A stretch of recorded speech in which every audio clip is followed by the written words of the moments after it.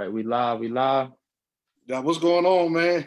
Not much, man. How's it going? Real Sports Fan Podcast. Got my boy Denzell. Got him doing a little extra work for me, a little extra. Oh no, man. Hey, it's all good. And I appreciate it, man. Like I said, had some technical difficulties, you know what I'm saying? But we here. You know, another Monday, May the 11th. So how's everything, man?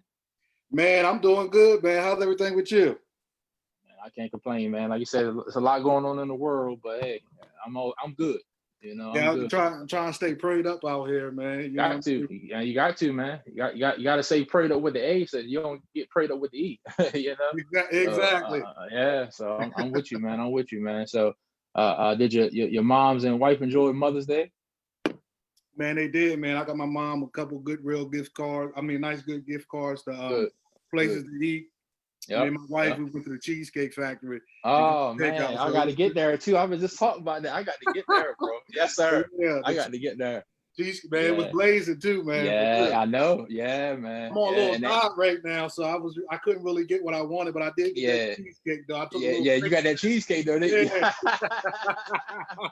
That's what's up, man. That's what's up, man. Yeah, it's gonna be some good weather too. I think starting Saturday, it's gonna be like 8 or Friday actually. It's gonna get like 79, 80, and then just carry on. So, like I said, man, we're just making the best out of everything, man, and what we're going through with the pandemic and everything like that. Mm-hmm. I want to thank you, man, and applaud you.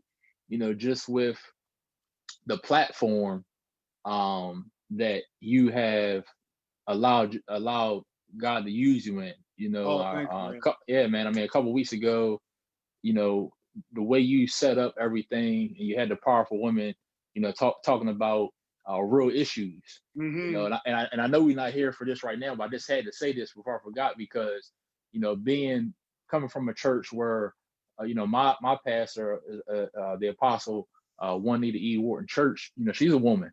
You know, so I couldn't wait for that subject, and I chuckled a little bit because I know you were saying you got some inboxes I know you couldn't share. I know you got some comments you couldn't share. I know you got some text messages you couldn't share. Yeah. I know you had a lot of people going against you, but the things they were speaking, even, you know, thank God for Bishop Coleman, it was real truth, man. So I salute you, man. I really appreciate it, man. I appreciate it. Ain't nothing but God, man. Yeah, man. Just keep doing what you're doing. And then, like you said, this past weekend, I heard, you know, you had some great people on there.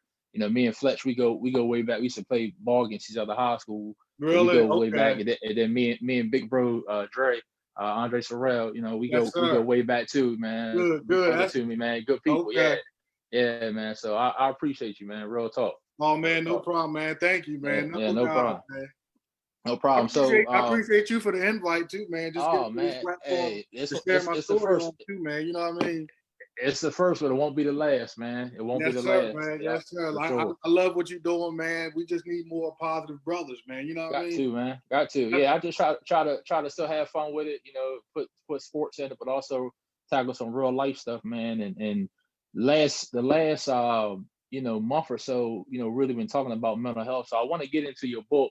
Before we get into your book, you know, I got a little bit of beef with you. You know, it was you know, I got a little bit of beef with. You know, it was a post that was started, and I know we started talking about Tony Parker and Chris Paul. Oh man! Yeah, and then I see my boy Denzell jump in there and say hold on. He said, forget Chris Paul, Tony Parker better than Chris Paul. He said Chauncey Billups. Yes, sir. Chris Paul. So can you just expound on that for me? Can you explain your reason a little bit for that for me, bro? So let me ask you this. All right. Would you rather have an all-star on your team or a champion on your team? How you gonna present it like that to me? Yeah, that's the standpoint I'm going to. So I'm looking at, you know, I respect that. You know, you got an all-star Chris Paul. You know, he's an all-star, man. He's okay. Don't get me wrong. I feel like he's overrated a little bit. That's just me. You got somebody like Chauncey Billups, man. You know, that's just that Kobe mentality is what he brought. Yeah, you know what I mean? Yeah, he did. That's just me, though. I mean, Chris Paul got a little bit of it, man. Chauncey a winner, though, man. You know what I mean? But you don't think circumstance-wise that Chauncey been in some better situations? Say it again. You don't think that Chauncey's been in some better situations, though? I mean, that's an argument, man. Yeah. And again, you know, it's like this, you know, I agree. I see what you're saying. You know, Chauncey's a champion. I can't take that away. He's a champ. He's missed a big shot for a reason. He was a guy that, as a Heat fan, I hated him because 05, 06, we got Shaq. We was making our run. The Pistons was there.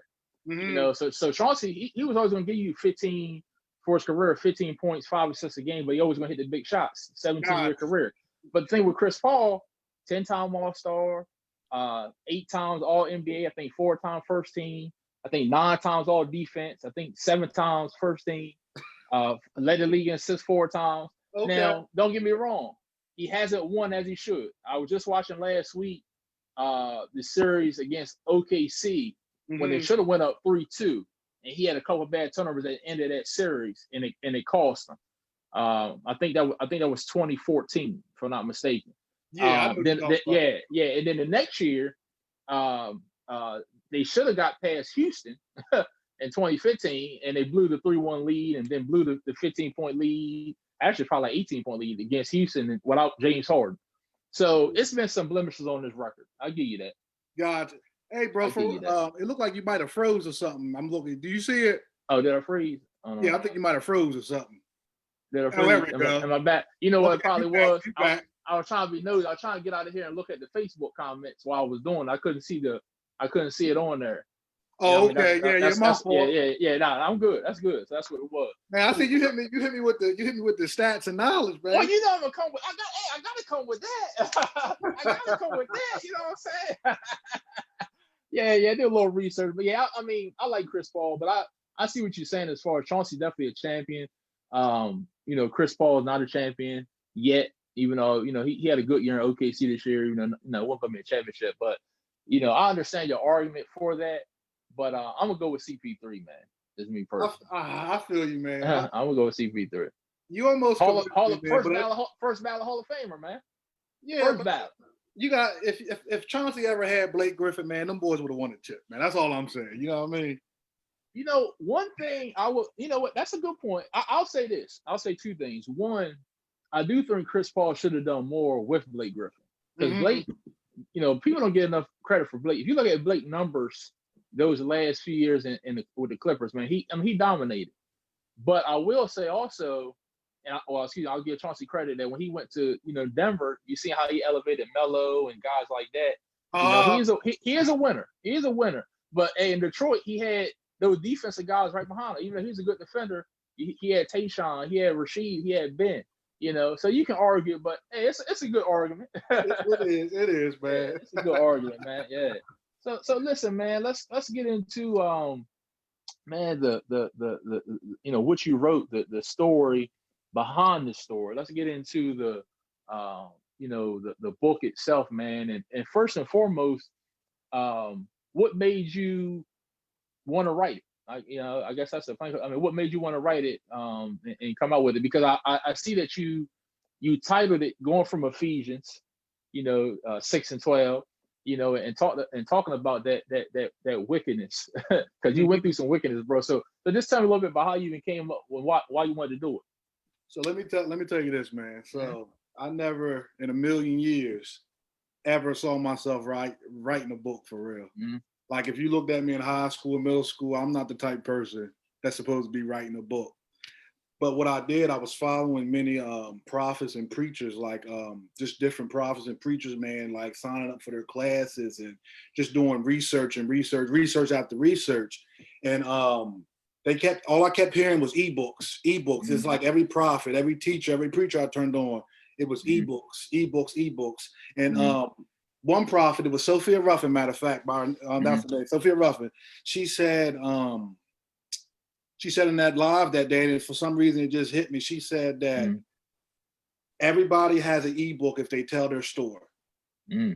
So if you got a story, you got an ebook. Real. That means we all got ebooks in us.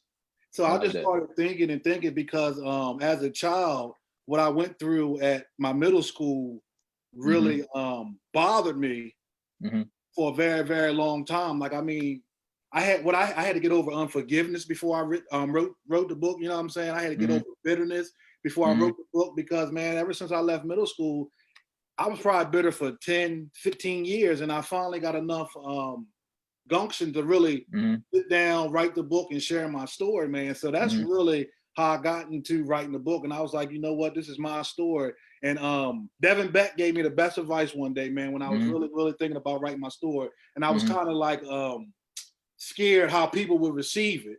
He said, only you can tell your story. And that's what I live by now when I'm writing these books, man. Only you can tell your story. Can't nobody else write it but you. That's right. I mean? That's right. And you know also that God doesn't give us a spirit of fear, but a power of love and of a sound mind. So that was just the enemy right there. He didn't want you to get that out, you know, and that's why I'm studying even now, you know, again, Real Sports Fan Podcast, we live with Denzell Blesso.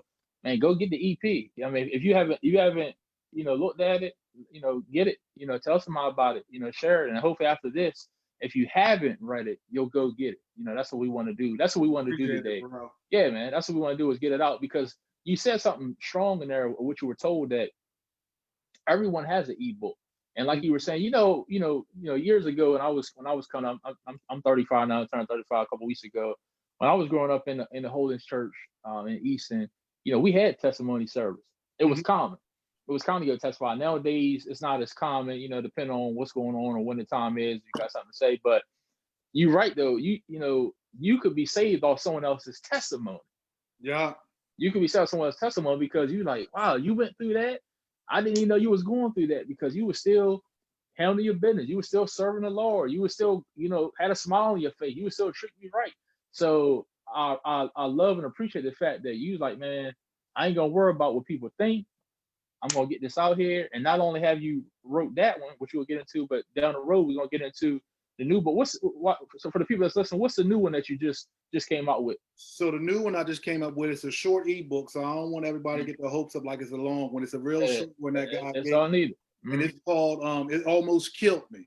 And I'm talking about how my depression and anxiety almost took me over the edge. You know what I mean? Okay. It's Yeah, it's a real short. So. Okay, and we're gonna get into that on the next one, because depression is real out here, man. You know, depression is real out here, and so it'll give you suicide thoughts and things like that. So, so a cry for help.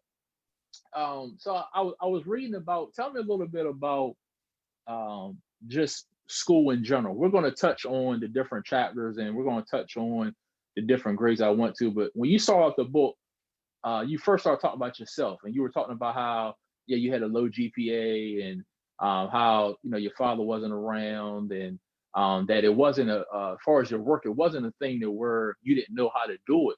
It's that you were being lazy, and I can relate to that, because sometimes so like as long as I get my C, I'm good. So just talk a little bit about just your thoughts with school, and just growing up. How was that? So my mom, she taught me the right way and making school a priority. I was taught in the household basically, go to college. My grandparents were educated. My mom was educated.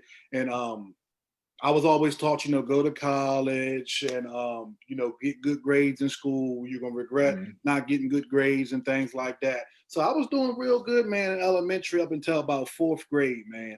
And 5th grade, like I said in my book, I'm not saying I was perfect throughout all them years, not that at all, but none of us are. Yeah, once I got to 5th grade, man, I'm in 5th grade, about to go to 6th grade. I'm the big kid in the school where we at. But I started feeling myself a little bit, but I wasn't feeling myself to the point where I wasn't still not doing my work and stuff. I mean, I was clowning off. My grades might was dropping a little bit because before 5th grade, I was a straight A, straight B student. You know what I'm saying? Oh, okay. So once 5th grade got here, I got like my first C-. I think I might have said that in the book, but I started noticing in 5th grade I was getting taller and I was getting bigger. That's what I started noticing in 5th grade, and I started noticing my teacher, one of my teachers in particular, she started just making and blaming everything on me that was everything on you. Class. Yeah. You know what I'm saying? So she, like, anything that would happen, it was my fault.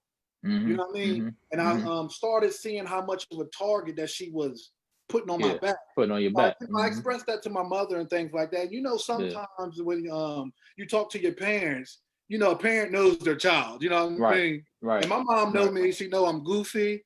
She know I like to joke around and stuff, but she knows I'm not disrespectful and stuff like that. So when I told my mom in 5th grade about my teacher, she listened to me and stuff, but it really didn't resonate until we got to middle school, man. Middle school was really I mean, it was just a walk in hell for me. I'm just really be honest. You know what I'm saying? Yeah, and I want to get into that too. Yeah, I want to get into that. So it started in 5th grade, man, where I started seeing the change and started really seeing demons coming out. You know what I mean? I got you. And the reason I asked and can relate and just a little tidbit is because, I was a problem child in elementary. I was, they told my grandma to put me in an institution, but this boy, he ain't gonna make it. He ain't gonna cut it. Now, luckily, I'm blessed to still have a praying grandmother that said, no, we ain't doing that, and this boy's gonna be all right. And I turned it around.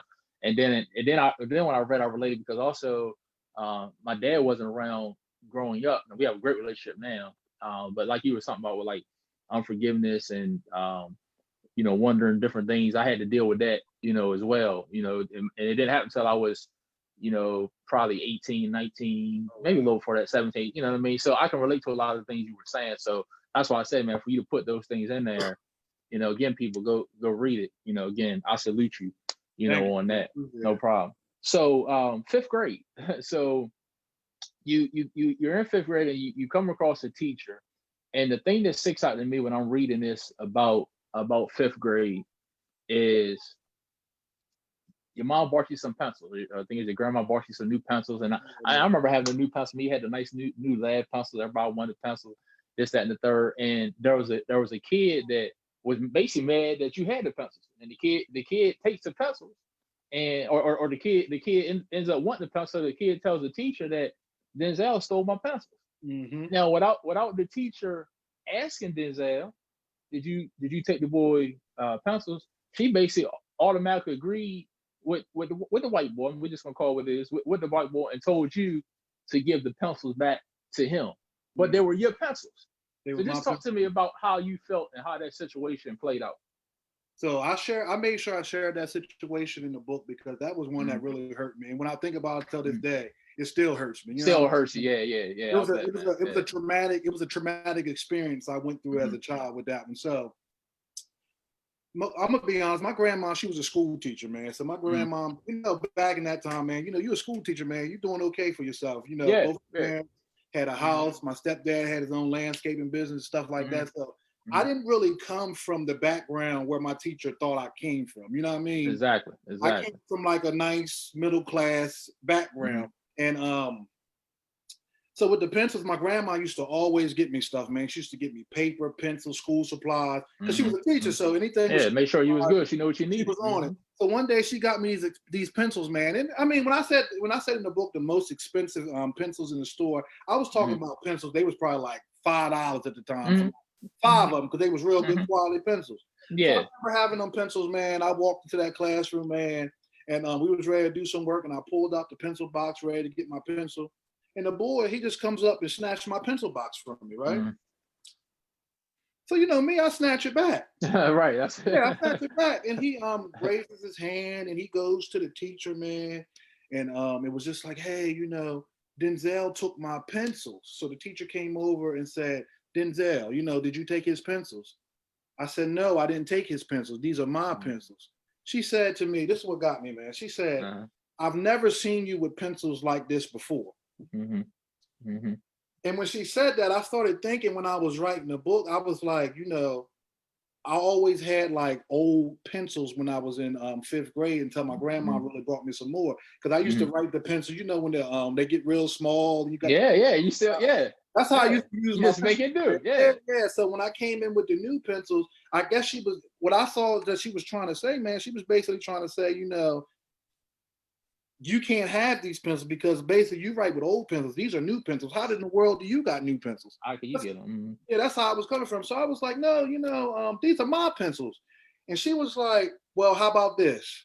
He believes they're his pencils, so we're going to go ahead and give it to him. And then I had to call my grandmom and I think my mom, man, just to clear up that they were my pencils. She's basically trying to accuse me of stealing my own pencils. Right, stealing your own pencils. And of course, when I looked at that situation when I was writing, I'm this big black boy in elementary school, this little white boy, so race had to be in the picture. Oh yeah, race is in the picture. And just for full context, I know, most of the people on Facebook and that's going to listen to this, they know you and know you came from, but Caroline County, was that the public school system? Yes, I won't release what school system. I mean, yeah, we won't say middle school it was, but middle school we was. can say Right, it's right. Caroline County. Well, You we'll should, say okay, everybody know I'm from Caroline County. Right, You know what I So mean? that's what I said. We just keep it in a broad Yeah. context, and things like okay. And so I guess my question is with that, because you didn't put. Did you get the pencils back? I got the pencils back, man. Probably like 2 days afterwards, man. After a whole bunch, which it shouldn't even have took that. It shouldn't have took. Had to get the pencils back from him. You know what I mean? Yeah, and that's what's unfortunate. So basically, you're dealing with then a white lady who mid 30s, who basically just took one person's word, one kid's word of another based off of race. Yeah, Basically based off of race, and especially I can imagine as a kid that was very, like you said, hurtful. And I can, like you said, even now you think about that, I'm sure that you start getting a little angry or a little sad still thinking about that particular situation, because that's a lot. Yeah, it was a lot, man. It was, like I said, it was a traumatic experience. And what's even more scarier, man, is that this same teacher is still teaching in our public school systems today. Mm. That's what's even scarier. Yeah, that's what's scarier. Yeah, it makes me, the Bible says we shouldn't walk in fear, man. But I'm gonna be transparent and honest. It really makes me scared for these black boys out here, man. Yeah. Just because the favoritism and things that these teachers do aren't right behind closed doors. Their parents would, like I said in the book, the parents would never know what's going on behind closed doors, because like the enemy, man, he has a way of tricking us, man, making himself look like an angel of light, and that's what's happening in these schools. That's what's happening. Everybody but some, you know what I mean? Yep. That's what's happening in the world today. Period. Is like you said. Yep. Like you said. Now with this same teacher, you also had a bathroom incident. You want to expound a little bit just on the bathroom incident, and if I'm not mistaken, you had to use the bathroom and she followed you in. I don't know if time ran out, you had to get back, or what. Just talk a little bit about the bathroom incident. So basically, she you know how when you get in a lot of fights and stuff in school, you got to have an escort. Yeah. Everywhere you go, they call it escorts when you're in school. But I wasn't getting in that much trouble for her to be escorting me to the bathroom. Escort. Yeah, right. Man, she used to really like call other teachers in to watch the class just to take me to the bathroom, man. So one time I was in the bathroom, man. I was in there. I was literally, just in there using the bathroom. You know what I mean? And she just came in there, man, and stood there and watched me. Stood there and watched me, looked at me, told me to wash my hands and stuff. And I really didn't even touch on that like that much in the book. Yeah, I know. And she came in the bathroom, watched me, said, "Okay, wash your hands, let's go." And I asked her straight up in the bathroom, like, why are you in here? I'm like, girls not middle supposed school. to be in the bathroom. I'm trying to make sure you don't do anything. Like, what am I going to do in the bathroom? What are you going to do in the bathroom? Yeah, man. So that bathroom incident, it opened my eyes up to why she did that, and I know you saw that. When we're gonna get there. Yeah, okay. we're gonna get there. That's a good segue. We'll get there. So that was a mess, because if the imagine, first of all, that should have been enough there, and as far as, like I said, we're gonna get into down the road, and from that incident there, you could have probably told someone there and they probably wouldn't even believe you, because that's how messed up things was. But could you imagine if it was a male teacher and they went into the bathroom with a female, with a girl? I mean, they would have. I mean, it would have been. They would have ran everybody up out of there. Especially if the races were switched too. You know what I mean? Especially if the races were switched. Especially if the races, and that's why it's a shame. And man, that's why I said that. I mean, this is, you graduated high school, what, 2010? 2009. 2009. See, 2009, you graduated. So you're still talking about the early 2000s, mid 2000s. Like, that shouldn't have been going on. That sort of profile. But as we see today, stuff like that is still going on. It's still going on. So fifth grade was a mess. You went through a lot in fifth grade with that teacher, with the pencil incident, with the bathroom incident. So then, you're gonna go to middle school, man. Sixth grade, you probably was thinking, I'm gonna get up out of here, man. Sixth grade, I'm happy I can get away from her. But you found out some unfortunate news that fifth grade teacher that bullied you and gave you issues is now going to sixth grade. Not only is she going to sixth grade, but she's made it a point to let other people know, the principals and the other teachers, that you are so-called problem child. Yeah. So this talk about, as we go into that next chapter, named leadership. just tell me a little bit about that transition from 5th to 6th grade and how you felt knowing that same teacher was going to be in the next school. So when I was transitioning from 5th grade to 6th grade, man, at first I was excited until I talked to her. Mm-hmm. And I really believe that she moved to 6th grade because of me. You know what I mean? Mm-hmm. And I don't want to give myself that much credit, but I really believe that she moved to 6th grade because of me. So when I got to 6th grade, man, the first year and a half was okay because you know people just got to fill each other out, man. But Yeah. after that first half of the year, man, ever since after that, man, everything was hell, man. I'm gonna be honest with you, just with mainly. No, I'm not gonna say mainly all my teachers. I'm gonna just say a couple of few, but it started with leadership because it was the principal, man. And that's why you labeled it leadership. I was gonna touch on that. Go ahead. The principal, which was a black man. Tell me about the issues. The principal which was a black man, I just never understood why he didn't like me, man. You know what I'm saying?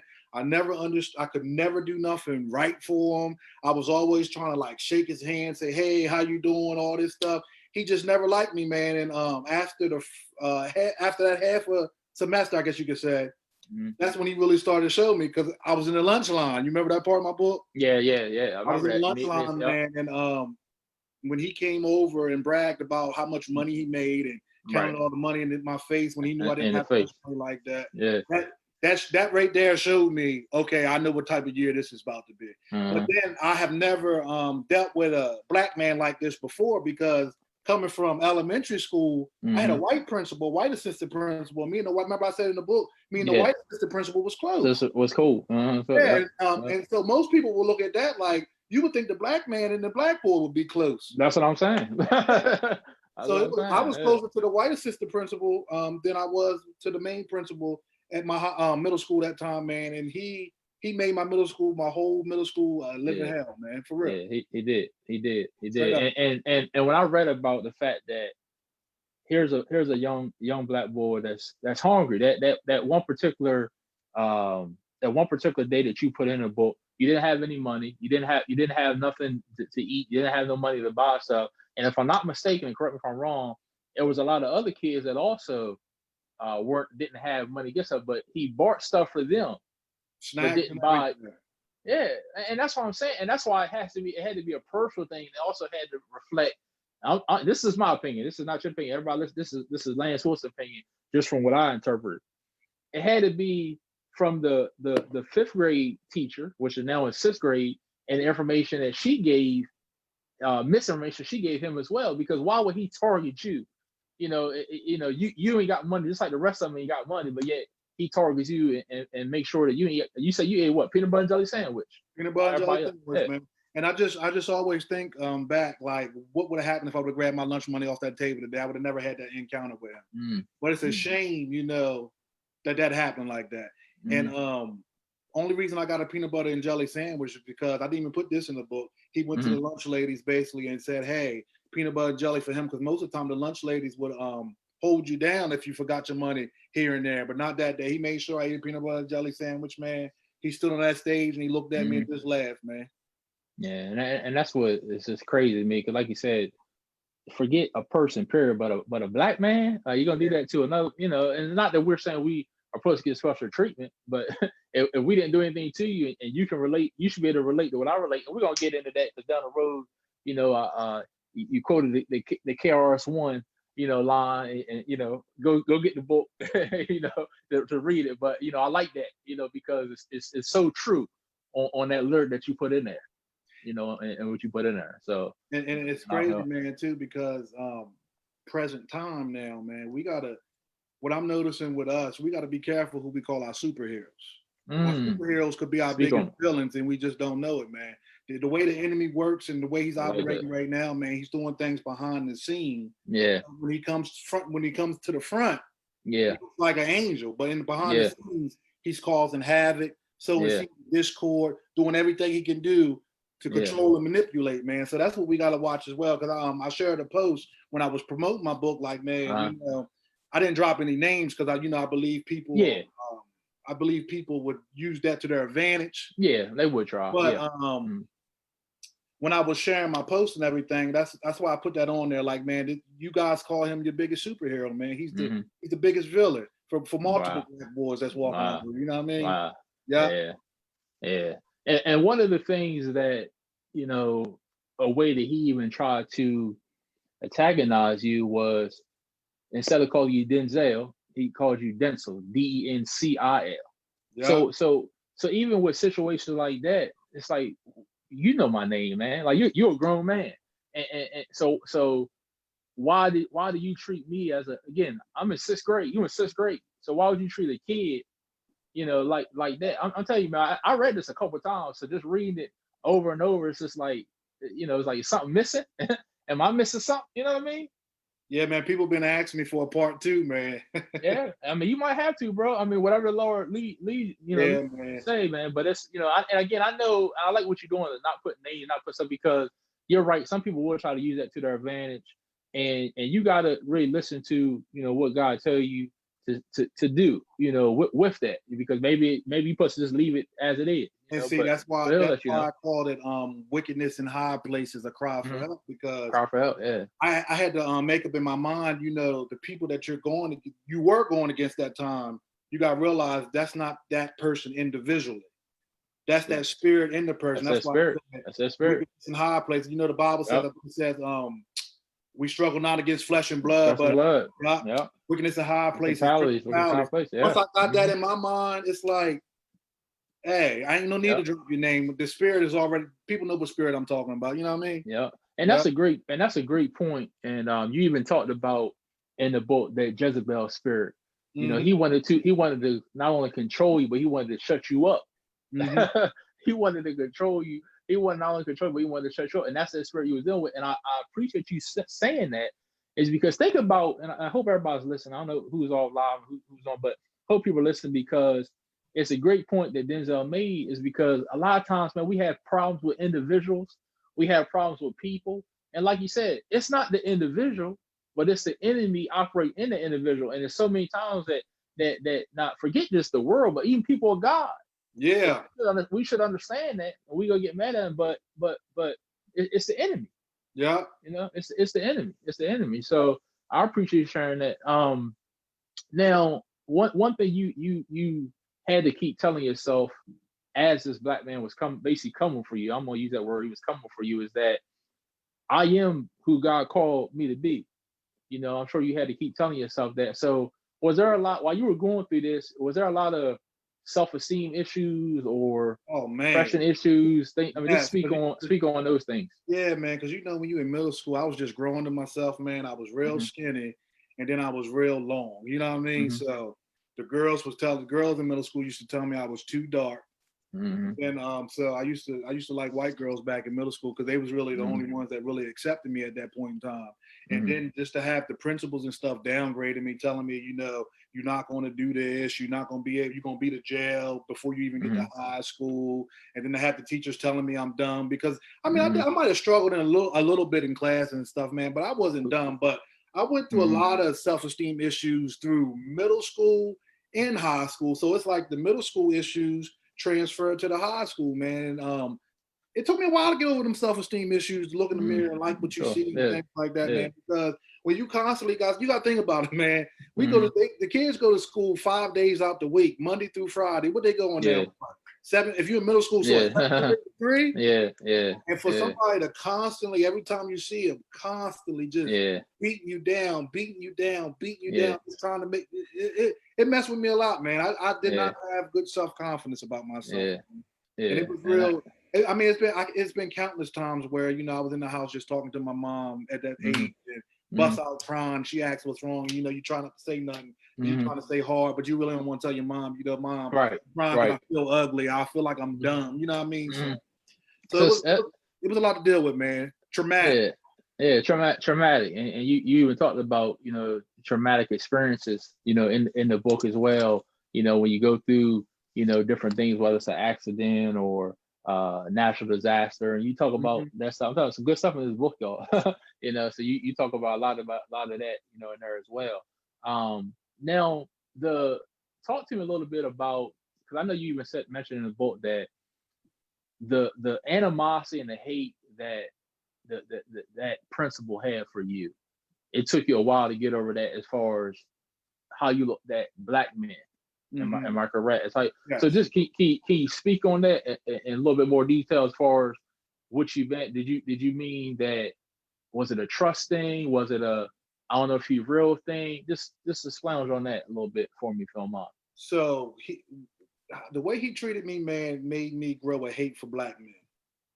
To the point, my father-in-law right now, it's my father-in-law, but at that time it was my bishop. He still is my bishop. It took me a long time to get close to him because I was scared that he would treat me like my principal did. And so it made me become blind to real good black men for a very, very long time. So it made me just, keep my distance. I really don't want to get close like that. But when you're thinking about it, it don't even process in your mind like that. That's why that's what's so crazy, because it's so traumatic. You don't even really think about it. You don't even think about it. Yeah. So I would go on jobs, man. I'm like, hey, I'm working for the white man. It's okay. But as soon as black men are involved, I stayed back. It was like I was kind of intimidated by them because I was kind of scared of what they would say to me or what they would do. And that, man, I hated black men, man. I had to really, really get over that. It was nothing but the grace of God, man. I'm telling you. I used to hate black men because now it's like I love the black culture. But at that time, man, at that time I wish I was white at that time. And I was dealing with self-identity issues, man. Yes, and that's it. Yeah, and a lot of kids are dealing with that and don't know the name for it. Or don't, because sixth grade, you're right. Sixth grade is that grade where you're really trying to find yourself, man. I know, me personally too, went through a lot of different things sixth grade, so you are really trying to find yourself, and that's why it's important for teachers and leaders and coaches and all these different people that speak positive things. I tell people all the time, even with your child, I can remember as a kid seeing some of their parents. My mom didn't talk to me like this, but just tear the child down. You ain't never gonna be SHIT. Yeah. Your daddy wasn't, just because daddy wasn't, don't mean I ain't gonna be, or cussing at them, this, that, and the third, and then wonder why when they get a little older, they cussing you out. You know what I'm saying? And that's why I'm so grateful for my mother, man, because my dad wasn't in the household with me, and she never talked down on my dad, and she never got upset with me because I either looked like my dad, act like my dad. So she would say things like, oh, you acting funny. You get that from your dad's side. But my mother never downgraded my dad, and she never downgraded me for having features like. And that's why, man, some of these black boys, what the mothers got to realize is if they deal with that at school, man, and then they come home to hear you say, you ain't SHIT and all that. Mentally, man. The mental, man. We gotta really save our black boys, man. And it starts with our mental, man. I'm telling you, man. It does, man. Boys, man, for real. Yeah, it does. That's a great point because again, same here. My mom never taught down, and I look just like my dad too. Never said a negative thing. And like you said, that's a great point you made. If they're hearing it in school, then they come home and they hear it too, and then we wonder why they do things, and not even just black boys, but just kids, period. If you're talking down to them and you wonder why they have outbursts or they're depressed or they're doing different things, they're acting out, it's because of those things. They need a hug, they need to be loved, they need to be told, you're beautiful. You need to be told these things, So that's a great point. Talk to me a little bit, still in sixth grade here, about you had two assistant principals. Both of them were women. There was a black woman and a white woman. The black woman, as you said, was fair. She was strong black woman, told it as it was. Whether it was good or bad. But again, now with the white assistant principal, you also had more issues with that. Can you speak on the issue you had with the assistant principal? Yeah, so the black assistant principal, man, like I said in the book, she was fair, man. And I said in the book as well, she was like an angel sent from heaven because all I was looking for was fairness. You know what I mean? Yeah. And she never really said what she saw, but you know how sometimes people's body language speak louder than words. I could tell that she understood what was going on with me, but I could tell she wasn't sure at the same time.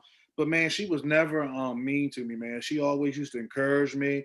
I'm walking down the hallway, whatever. She's always saying, "Hey, Denzell, you're gonna do great things." And then when she saw me joking off and maybe getting off kilter a little bit, she would always come back, pull me on, like, "Hey, don't do that. You're not supposed to be doing this and that." And then you turn around and look at the other assistant principal, which was a white lady. Once again, I had a target on my back. Yeah. I shared it in the book. I won't never forget it. I got a referral and got suspended one day because she said I was walking too slow in the hallway. Too slow. Too slow. Too slow in the hallway, man. And she was just like, with her, she just brought hell on top of hell with me, man. She treated me almost as bad as the head principal, maybe just not as bad. If that makes sense. But yeah, man, it was real bad with her, man. She used to, I'm trying to think of some of the things she did. I used to get in trouble for being in my locker too long, talking too long, any little thing I did. Like if I was in the hallway by myself and she was out there, she's checking, why are you here? What are you doing? I'm just trying to go use the bathroom. Yeah. I mean, all kinds of stuff, man. She just had it out for me too. Yeah, she had it out for you too. And with that story you were saying about you getting a referral for walking slow, like I said, you even talked about it in there a little bit about how you went to the office and the principal asked you, why you down here, and you talked about walking slow, and she had, like, when she said something, you walk slower. You know what I mean? She had like when she said, I'm this principal, Denzell, you need to get to class, whatever. Like you slowed up and started walking and didn't try to get to class. So that's how I took it. As well. She told that to my mom, man. My mom said, you slowed down when that lady started talking. Me and my mom used to joke over it. I told my mom straight up, I said, Mom, I'm being completely honest with you. I did not slow down when that lady told me to. Yeah. Lies, man. Lies. But just the fact that we even talking about a kid walking slow in the hallway and getting in trouble, exactly. What kind of target I really had on my back. You know what I'm saying? Exactly. So again, I mean, just to recap a little bit for everybody, we've dealt with the 5th grade teacher. We've dealt with the 6th grade principal. We've dealt with the middle school principal. Excuse me. We dealt with the assistant principal.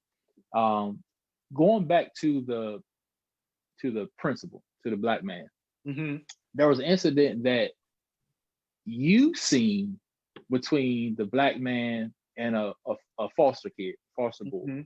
Can you touch on that a little bit? And if I'm not mistaken, there was a comment made calling that kid a crack baby, and then an incident getting off of the bus. Can you talk a little bit about that? Yeah, so man, I used to be real close to this foster boy, man, and basically it upsets me thinking about it. But basically, we used to ride the same bus and things like that. I was more fortunate than he was, but the type of person I was in school, man, I didn't care where you came from, man. If you cool, you cool. Of course, we all crack jokes and get on each other, but at the core of me, man, if you cool, you cool. So me and him gained a real strong relationship, man. And I just sat back and watched how they treated him in school, man. And for them to treat him worse than me was amazing. It was mind blowing. So I used to see they used to just pick on him, man. He wouldn't understand work in class. They'll send him out. I seen teachers call him dumb. Seen teachers say, "Oh, you retarded." I seen teachers tell him one time, your dad used to go to this school and you acting just like him. You're slow. You're dumb. Kick him out. And then he lost motivation for his schoolwork, man. And they thought like, "Oh, you just not trying to listen to authority." When reality was, he lost everybody's respect in the building, and he just was done. He was done and not motivated to do schoolwork no more. So after all that constant picking on him, man, we was on the bus one day, and the principal was out there. Of course, he knew my bus number and knew what bus we were on. So of course, he's gonna come stand right in front of the door where we were at to get off the bus. And he got on the bus and said, "Yeah, everybody's gonna shake my hand today, and everybody's gonna tell me good morning." Because for some reason, my principal at that time, man, he had a real ego problem. Yeah, he had an ego problem. Make sure you calling me Mr. and Sir, and make sure you're doing this. So he decided to shake everybody's hand, man. And we was 2 last black boys off the bus, man. And we was walking off that bus, man. The boy that was in foster care told me straight up. He said, "Hey, Denzell, man, if this man try to shake my hand for everything he done to me, I'm gonna punch him in his face." And as bad as I wanted him to punch that man in his face, I told him, I said, "Hey, man, don't fall for that, man, because you know what's going to happen. You already got in a lot of trouble. They already got enough right now to send you off to alternative school." But I guess his buttons were pushed to the max. You know what I'm saying? Mm-hmm. Yeah, yeah. So he gets off the Yeah. bus, man, and my principal looks at him, laughing like, hey, you know, how you doing, son? And he puts his hand out. And next thing I know, man, the boy in foster care, boom, punched him in his face. And for a moment, I was real happy and excited, like, yes, yes, until I saw the cops, you know, drag him out. And then that was probably like one of the last times I seen him, man. Yeah. And I just said, you know, with me, he fell for the trap. Yeah. But I didn't fall for the trap. You know what I'm saying? Yeah. He fell for the trap, but I wasn't pushed to the max like he was neither. I was almost to the max. But, man, he was just over the edge, man. And then he didn't have people in his life, you know, speaking encouraging words to him, you know, people of God surrounding around him, prayers and stuff, man. So it was just real sad to this day. But that same foster boy I was talking about, man, he got himself back together, man. He drives a truck. Good, man. You know, so good. I was gonna ask you about that offline. Yeah, you know, if I could ask. Okay, good. He got a family and everything, man. So he beat the odds. That's great, man. Too, man. But at that time, we didn't really see him in high school or nothing like that, man. He was all up in jail and stuff. Just, man, it was just crazy. At that time. It's crazy because, I mean, you have to think about it. I mean, if again, we're talking about kids, that's what it just gets me. You know, I have a child, you have a child, and so we can relate as our kids get older. Little girl just turned 3, right? Was it 3? Yeah, just turned 3. Yeah, man. Yeah. I know what you mean. Mine will be 5 in November. 5 going on 10. So she's a little girl, so I know what you mean too.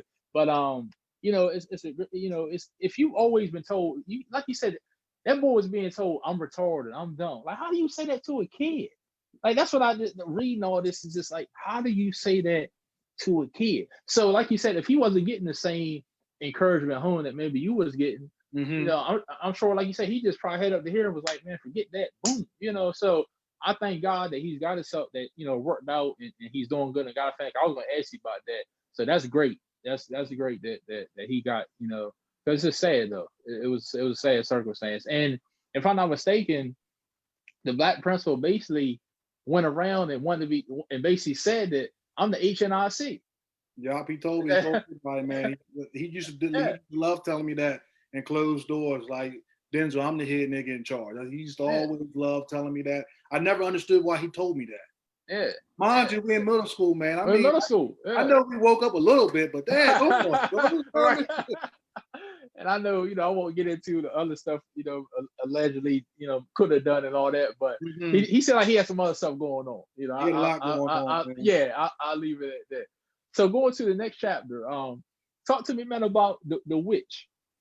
Talk to me about a little bit about the witch and that next realm of things that you encounter with the next teacher there. Is that 7th grade? Yeah, that was 7th grade, man. Now this teacher right here, she was the real deal.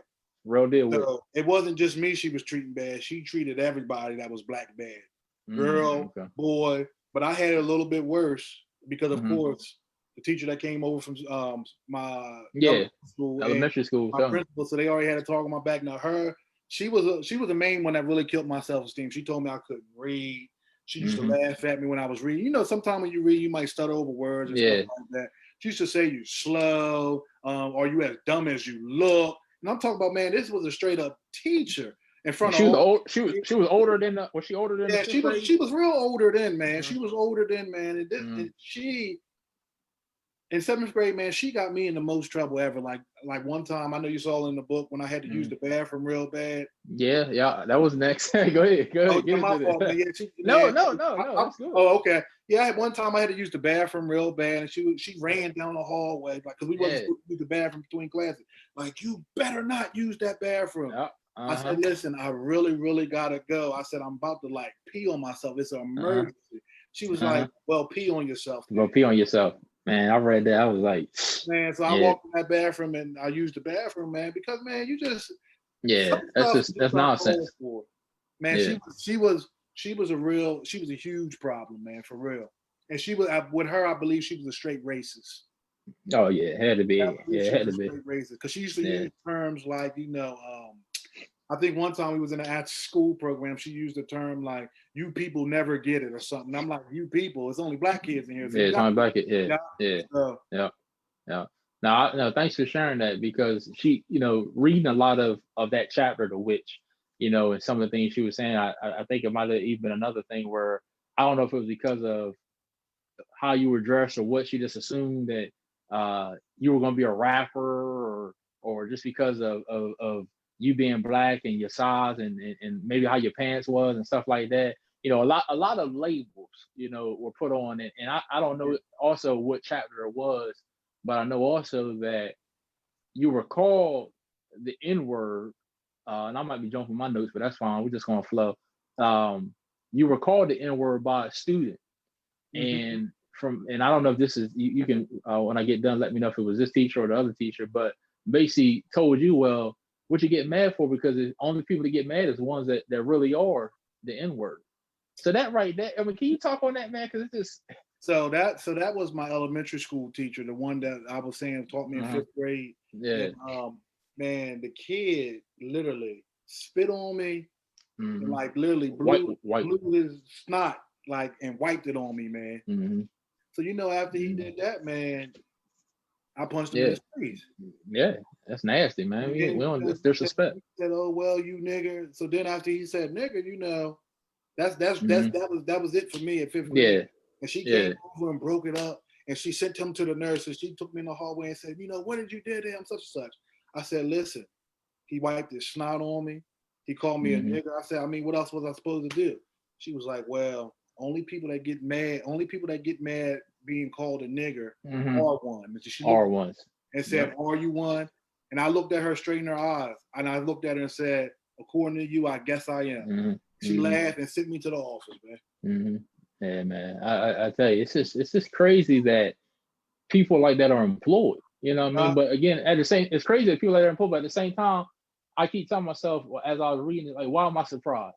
In the world we're living in, with so much going on, and again, this is years ago, but still, why am I surprised?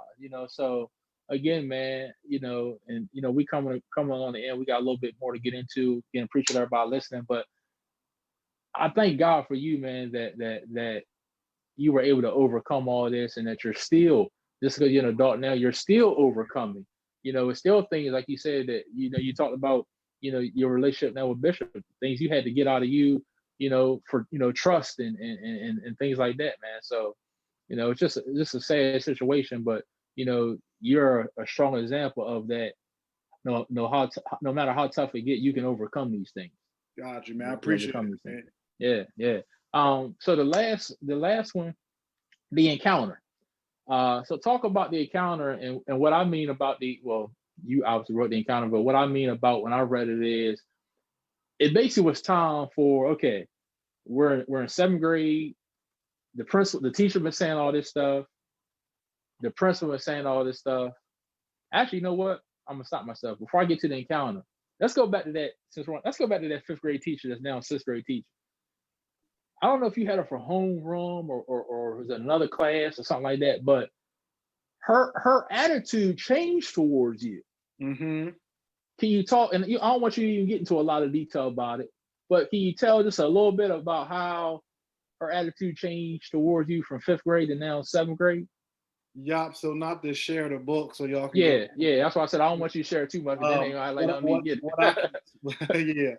What I can say is, I guess she considered myself growing into my looks, and I guess she started looking at me like I was attractive, and it's a lot of inappropriate things. A lot of inappropriate things is what I can say. And when you guys read the book, you'll see what I'm talking about. Yep, that's a good way to put it. And it brought me back to that incident in fifth grade when she was watching me in the bathroom. It was like, maybe. Maybe. So all these things, all these layers that you were dealing with as a child, it's just y'all got to read the book. You got to read the book. I can't stress it enough. You got to read the book. The last chapter is called The Encounter. And I don't want you to necessarily get into what was written in the encounter, but talk to the people that are listening that have kids of how important it is for, if their child comes to them with something, to not just say, no, it's got to be you, go to your room, get out my face, but to listen to them. Because you even talked in here about how, when you got that gut feeling, that's a lot of times the Holy Spirit, telling you, things. So can you even talk about how you were able to talk to your mom. Thank God for your mom. How you were able to talk to your mom and basically take care of that situation. So at first, my mom is a prophet as well. She's a very strong prophetess. I say prophetess. She's a strong prophetess as well. And like you said, that gift of the Holy Spirit and discernment. So my mom is the type of person, if you tell her something, she won't say yes. She won't say no. She won't say I agree. And she won't say I disagree. She'll sit back and let it linger and just ponder on it. So I kept telling her, like, Mom, listen, this man got it out for me. Mom, they picking on me. Mom, listen, mom. So one day, man, my mom said, you know what? Something is wrong. I'm starting to feel in my stomach. Something really is wrong. You keep coming back saying it over and over and over again. And once I got my mom on my side, man, it was like after that, it was it. It was like nothing to hold me back, man. It was just like, man, just like a lawyer, man. My mom would come to the school and defend it. And I know sometimes, we as Black parents, we defend our kids all the time. But all the time. Sometimes our kids are wrong. Don't get me wrong. But when your child comes to you and it keeps expressing that they feel like they're being picked on or bullied by their teachers, principals, that's really something to ponder on, like my mother did, I could say. It's really something to ponder on, because if you can stop that negative energy in your child's life that early, you're going to save them from all kinds of traumatic experience, because once they know that you're a parent that's involved and you got your child's back and you know what kind of people they are, they're going to back off. It's just like the devil, man. That's why the devil keeps fighting us all the time, because he don't want us to get to our full purpose in life. Because he knows once we get to that full purpose in life, it's a wrap. Nothing they can do. It's a wrap. Yep, man. I appreciate that. So for the kids, man, that's really coming to their parents and telling them that, even for parents that are watching and feel like their kids are experiencing something I did. I mean, I went through. I challenged every parent to look into that. And the amount of feedback that I got from parents and single mothers and dads and stuff, and they were telling me like, oh my God, thank you for writing this. They're checking on their child more. They're going to the PTA meetings. They're talking to the principals. They're trying to really figure out if their child's a troubled child, because every child is not a troubled child. 80% of them aren't troubled kids from what I saw. Yep, that's true. But it's crazy that I saw 80% of Black boys that weren't troubled kids. Now they're in prison. They can't put their life together, all because a Black man came and destroyed it. Yep, man. I mean, powerful stuff. Man. Powerful stuff. Real Sports Fan Podcast with Denzell Bledsoe. Listen, if you haven't read A Cry for Help, go get it. Read that. The other book is out. What's the title? What's the title of the second one? The short EP. What's the title? The short ebook. What's it? I'm sorry. The second one you just came out with last week. The second one, it is called I Almost Lost It. And it's almost lost. Anxiety and depression almost took me to the edge. Yeah. Okay, and we're gonna set something up and let kind of do the same thing so people can get it. Hopefully, give them time to get it, and then we do the same thing in rap, man. Because thanks for coming on, because thanks for help with everything, man. Because like I said in the beginning, it was kind of fighting us over some stuff. Had some technical issues and this, that, and the third, but man, I appreciate you getting on, man. Just in closing, man, is there something you want to leave or say, whether it's to friends, family, people, kids, anything, anything. So, man, what I want to say in this troubled time, man, is God's really calling His people to the forefront, man. We live in a crazy world right now, but God is going to protect His people.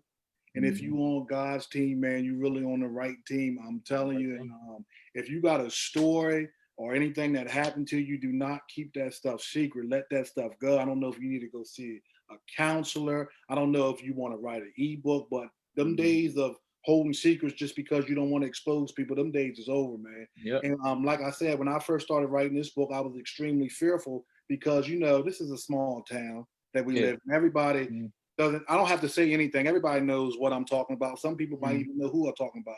But at this point, I really don't care, because it's all about saving that next child and really expressing what happened to me so it could be prevented for the next generation. So, man, I'm not going to ever stop promoting it.